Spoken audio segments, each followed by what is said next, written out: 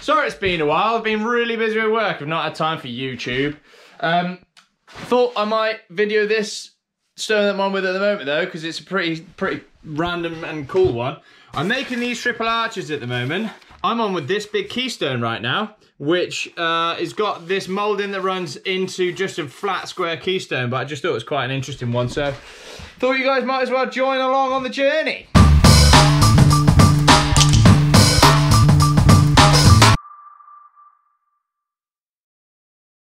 So these are the vouswells that I've already done. We've got these really cool, I might make a video of me making one of these actually, because I've got plenty more of them to make. I've got this full-size drawing here, which shows the vouswell section that runs through and then the keystone with the center line. I already have this vouswell face template, and I figured there's no point in me making this just for the one stone. So I've just drawn on the lines on there and then transferred it all onto less stone. So it's good for me to start cutting really. Here, note, the stone's out of square. A little tip for saving time, especially when you're doing something like a vouswell. Obviously you're working every single surface. So this point here, I need square down there. But if the block is out of square, like this one is, you know, by quite a lot, the best bet is just square up the bits you need. So I've just squared up this section here, as you can see, and the same one over here, I've just squared up here. Rather than squaring up the whole thing, because it's just a waste of time. You're gonna cut it all off. Right, I'm gonna get all my gear on, and I'm gonna start cutting these two joints in. Joint, joint, flip it up, introdos, flip it up, and then I'll chop those bits out.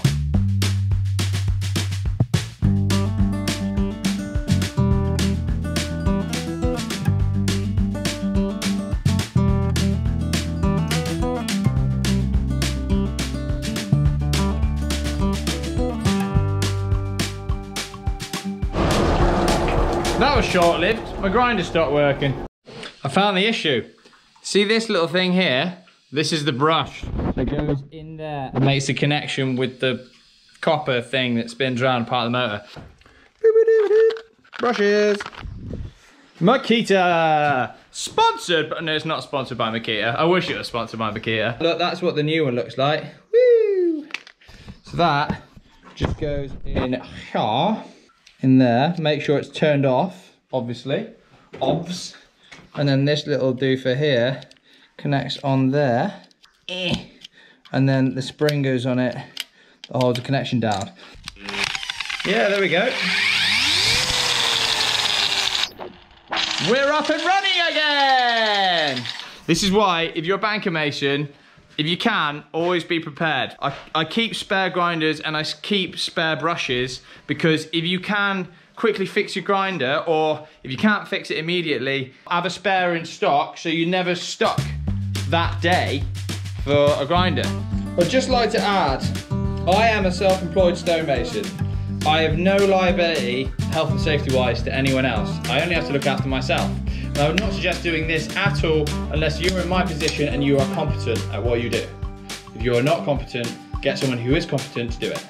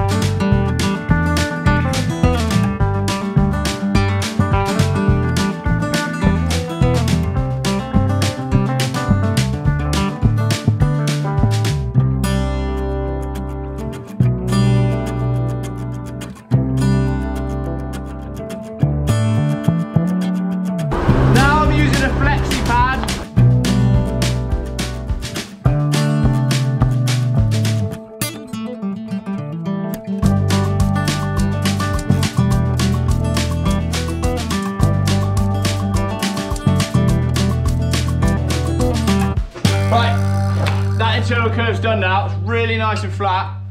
Use that rasp, like I say, just to make it sure it's absolutely bob on. Can't see a bit of light underneath that anywhere. And it's perfectly square off the face as well. So now I've got a really good reference point to take my box trammel and start applying my curved lines on. Now I'm going to apply the section to both ends, flip it over and work the top section.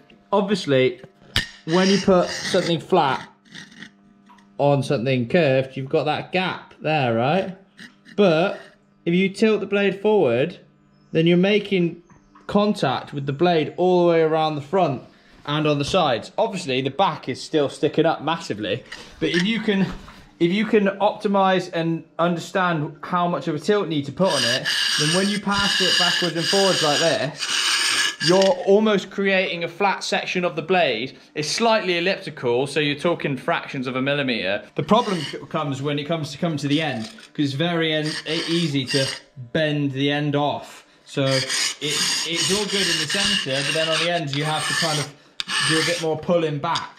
So that's how I did the drafts, is that I tilted the blade to the left, and I was just making contact with the surface just on that one section, rather than trying to do it with a flat blade and just digging in at the top and bottom. I hope that made sense. It's quite hard to explain. It's one of those things you just got to do over and over and over again. It's one of those 10,000 hour things. No one ever taught me that. This is just the way I do it. Some people might have another way of doing it, but that's the way I do it. Once you get your grinder skills up, you can get a really good result on a super flat surface.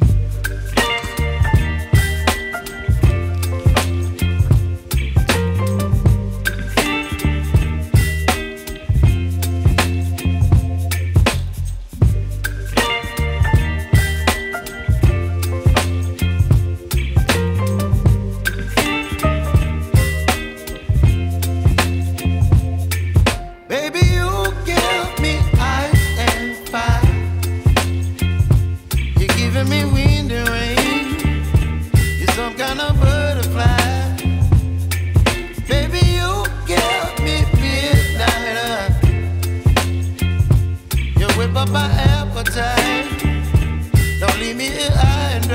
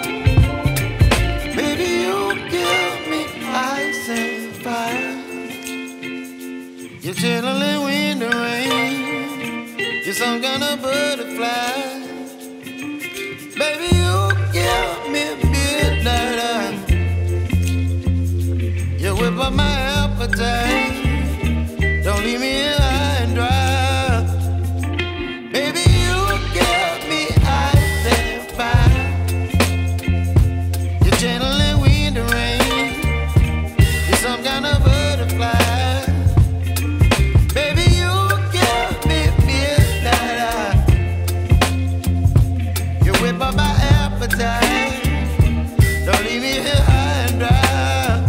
Oh.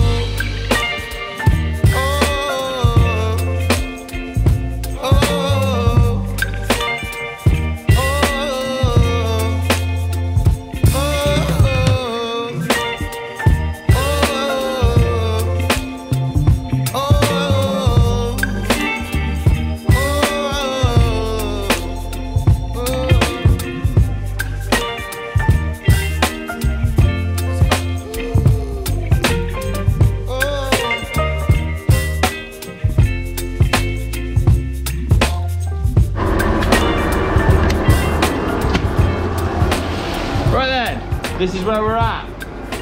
So I've left this surface high because this surface continues all the way through underneath the keystone here. So essentially what I've done there, I now need to do here, and with the joy of video editing, it will be done now. Just like that, okay? As if it was that easy. Right, now I've got this section here, this rebate here that needs to come out the bottom of this keystone, and then this follows through to here. I've got weathering off the top here to come. I've got this splay here that needs to come off, that run through, and then there's a little rebate at the back. Then once that's all happened, it's actually got a massive rebate out the back, because this is like an L-shaped on section. It's like an L-shaped like that. So I've got this massive rebate to take out. The only bit that's full depth is this bit here. So I'll have to put it onto its face and then chop that out afterwards. It's starting to get dark, but I'm staying here till this is finished today. And then my plan is, because I've had a couple of comments where people have been like, oh, it'd be really nice to see this in situ. Unfortunately, I'm not a fitter. I never go out on site. I'm a workshop guy, and so I very, very rarely ever see what I make actually go into the building. If I'm lucky, someone will cock something up on site, and then I have to go to site to sort it out. And then sometimes I do get to see my work. But more often than not, it goes on a pallet and then it disappears, which I guess is a bit of a shame, but that is what it is. That is part of the job. So I am going to lay some of these out on the floor in the arch so you guys can see what it looks like and see what it's going to look like as a full arch, like it would be on site.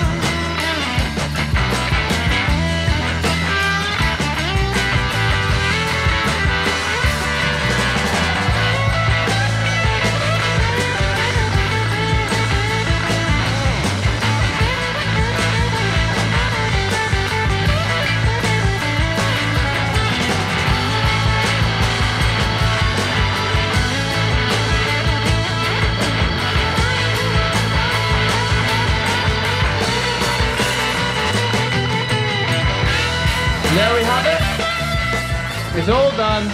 Lovely jubbly. Right. I'm going to go to bed. I'm pretty much am going to go to bed. I'm going to go home now because it's 9:15 at night. I was determined to get this finished today. And as a result, I have. It's just very, very late. So I'm going to put these together in the morning. So I'll see you guys bright and early. Where I'll lay these out and you can have a proper good look. Proper job. Morning. We're back in the workshop. Let's get these things laid out for you so you can have a look and see what it looks like.